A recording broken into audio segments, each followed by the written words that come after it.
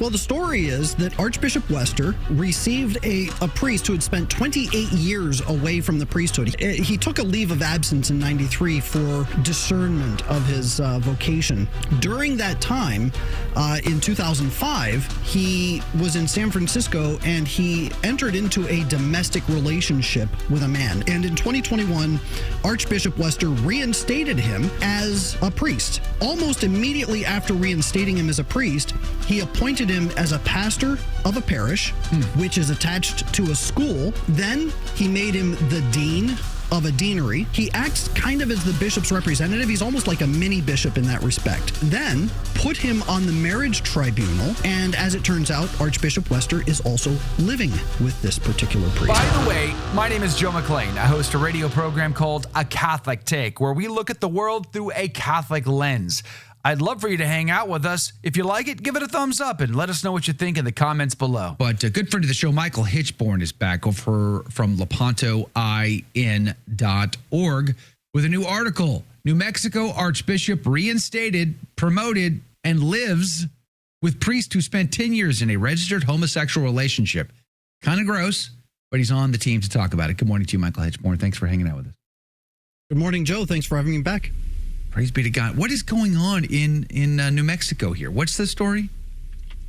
Well, the story is that Archbishop Wester received a priest who had spent 28 years away from the priesthood. He was ordained in 1980. He returned in 1993. He took a leave of absence in 93 for discernment of his vocation. During that time, in 2005, he was in San Francisco and he entered into a domestic relationship with a man. And in other words, this was before the age of same-sex marriage. So what California would permit is same-sex couples to, quote-unquote, register their domestic partnerships. And that's exactly what happened. They went to the courthouse. They said, yes, we are together and we are living under the same roof and we have shared assets, and et cetera, et cetera. So they registered their relationship with the courts of California, and he was in that relationship for 9 years and 7 months, according to court records. And he divorced or separated from they dissolved their partnership in June of 2015, but that was 3 years after the guy he was with had entered into a same-sex marriage with another guy. So there seems to be some overlap here with the relationship he had. Now, I mean, the whole situation here is beyond disgusting, but the details are a little important because it colors what happens next. This Father Rosera, Steve Rosera, is the one that we're talking about. He was a major advocate for same-sex marriage. He went to the HRC, the Human Rights, the Human Rights Committee or Council or whatever it is, and signed their amicus brief for the court's ruling on the Obergefell decision in 2015. He advocated very loudly for same-sex marriage and homosexuality and transgenderism all throughout the history of his Facebook page, even up to the point and after he was reinstated as a priest. So in 2021, after having returned to Santa Fe, his relationship in San Francisco fell apart, so he moved back to Albuquerque. And in 2021, Archbishop Wester reinstated him as a priest. Well, almost immediately after reinstating him as a priest, he appointed him as a pastor of a parish, which is attached to a school for kids, K through 8. I don't think any of the parents were warned about the fact that he had lived in a domestic partnership for the previous 15 years or 10 years. And then he made him the dean of a deanery. Now, a deanery is like a collection of parishes in a diocese or in an archdiocese.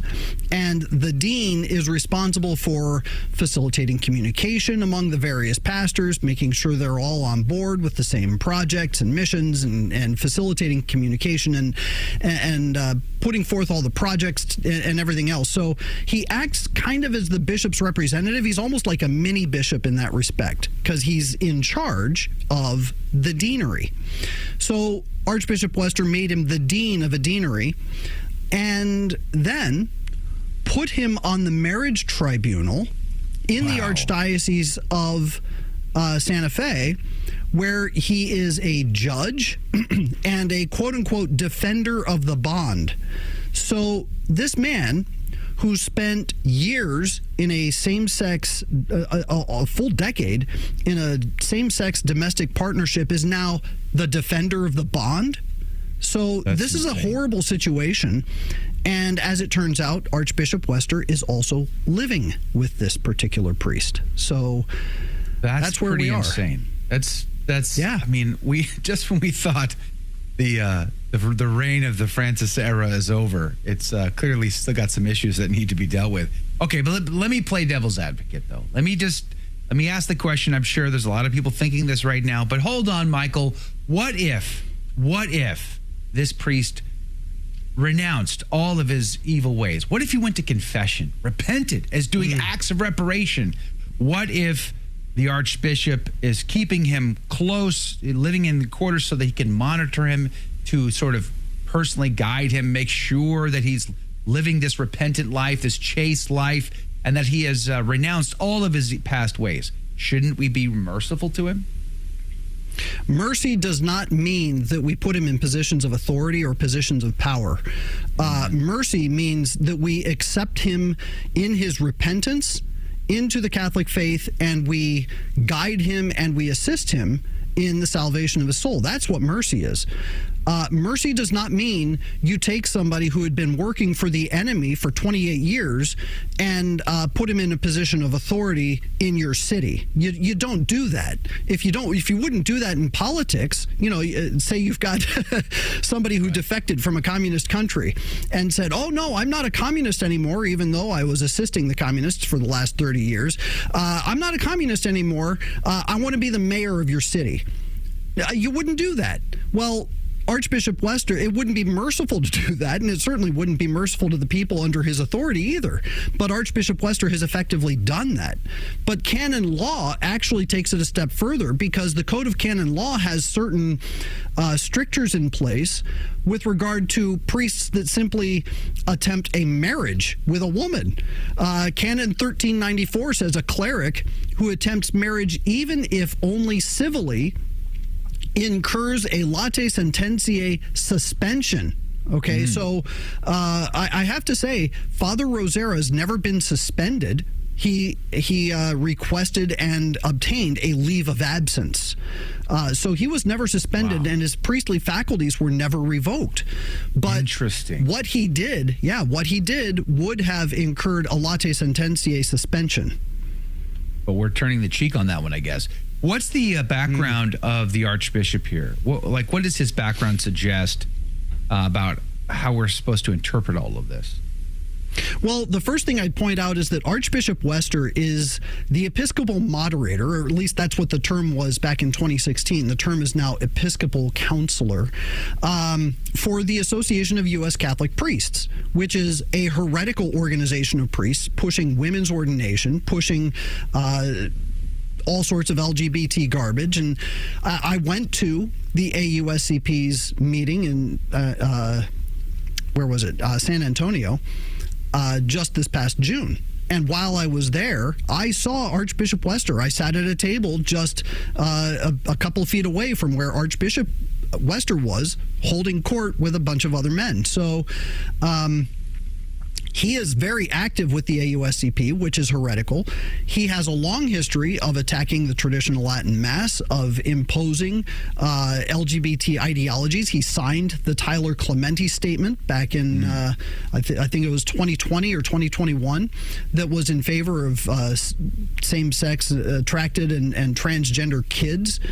Wow. He also, but this goes way back, because he actually, when he was in Salt Lake City, elevated a woman named Jean Welch Hill to a position for the Catholic Campaign for Human Development in this diocese, who had run on a ticket receiving donations from Planned Parenthood, pushing contraception in schools, and was an advocate for same-sex marriage. So he took that person and made her the director of the CCHD in his diocese in Salt Lake City back in 2011 or 2012. That's insane. So the faithful must be clearly scandalized by this. And there's another aspect to this story that we tend to bring up, but I think it goes quietly into the night, and that is the public scandal caused by all this. The fact that, let's just say for the second, just for the sake of the conversation, the best possible intentions. Archbishop is trying to reform this man, make him good and holy again. Living with him without explaining his motives to anybody else, when this guy's background is discovered, causes grave public scandal and harm to the body. But there seems to be no care for that aspect of the story. Oh, of course not. I mean, we have to remember the term scandal simply means leading somebody into sin or leading somebody into vice or a wicked ideology. And what he's doing by his example is telling the faithful that somebody who had been in a same-sex position and in a same-sex relationship for so long can now enter into community and have authority over the rest of us without any explanation, without any repentance. And let's take it a step further. What he did by entering into a domestic partnership recorded with the courts was a public act. This is not some private sin where he had been struggling for years and, he was kind of hiding and dealing with this. No, this was a public act. It was a public declaration because he signed it over in a public court. So what that requires is public penance, public repentance, and a public repudiation of the lifestyle that he had been living. But that's not what he did. After Archbishop Wester reinstated him as a priest, he continued to advocate for LGBT ideologies on social media. Once he made him a pastor, he actually posted this huge article on Coming Out Day, where he even made excuses for accepting same-sex civil unions, even though we don't want to call it a marriage. Yeah. Wow, that's scandalous. Now, you say in your article the papal nuncio has been made aware of all of this. Is it because you sent him the information, or was he made aware of that some other means? Both and. So there was somebody else who had contacted the nuncio and provided that information. We also followed up and made sure that the stuff that we had been looking into was sent to the nuncio as well. Do you have any confidence that the papal nuncio, Cardinal Christophe Pierre, will do anything about this? Well, we have to remember the nuncio is basically he's an ambassador and an informant. He basically keeps the Pope informed on the things that are going on. He doesn't actually have any authority to do something about it, but I think that we can at least have a modicum of confidence that he has passed the information along. I think that Pope Leo would be rather upset to learn in social media and on the news about the situation in Santa Fe without having heard it from the nuncio first. Yeah. I don't envy Pope Leo at all. I mean, he inherited quite a mess that has to be sorted out. And I got to imagine the pressure is high and the uncomfortableness is thick. But nonetheless, it's his job. It's the chair he sits in, and he's got to do something about this. This is a scandal that cries out to heaven for vengeance. Hey, Michael Hichborn, really appreciate having you on the team. You're welcome to come back at the top of the hour if you want to hang out with us in the after show. But everybody should check out this article, lepantoin.org. Did you like that video? It's okay. You can admit it. It's perfectly fine. Hey, we cover the big stories of our day, from inside the church to outside the church to all points in between, and we do it from a Catholic perspective. It's called A Catholic Take. It's a radio program Monday through Friday. We live stream it right here on this channel, by the way, so make sure to subscribe, like, and share. We would be very grateful to you. And don't forget, you're going to want to watch this video right here because you don't want to miss anything.